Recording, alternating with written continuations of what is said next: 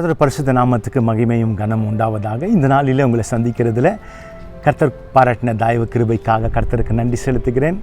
இந்த நாளுக்குரிய ஜீவ வார்த்தைகள் நீதிமொழிகள் புஸ்தகத்திலிருந்து 20வது அதிகாரம் 3வது வசனம். வழக்குக்கு விளங்குகிறது மனுஷனுக்கு மேன்மையானது.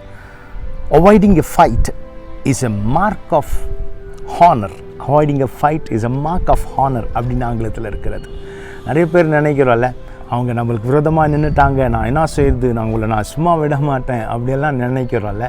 நம்ம என்ன செய்யணும்னா, ஆண்டவர் சொல்கிறார், யுத்தம் என்னுடையது. கர்த்தர் நமக்கு விரோதமாக யாராவது நம்மளை தொட்டால் அவர் கண் இமையை தொட்டதைப் போல அப்படின்னு சொல்லி கர்த்தர் நமக்கு நிறைய வாக்குறுதிகளை வாக்குத்தத்தங்களை தந்திருக்கிறார். ஆகையால் இந்த நாள் எந்த வாக்குவாதத்துக்கும், எந்த ஆஃபீஸில் வாக்குவாதம் இருக்கலாம், குடும்பத்தில் வாக்குவாதம் இருக்கலாம், கூட பிறந்தவர்களோட வாக்குவாதம் இருக்கலாம், எல்லாம் சும்மா இருந்துடலாம். நம்ம மௌனமாக இருக்கிறது ரொம்ப நல்லது. ஆகையால் நம்ம சும்மா இருக்கலாம். கர்த்தர் நமக்காக இந்த நாளில் யுத்தம் செய்வார். ஜெபிக்கலாமா?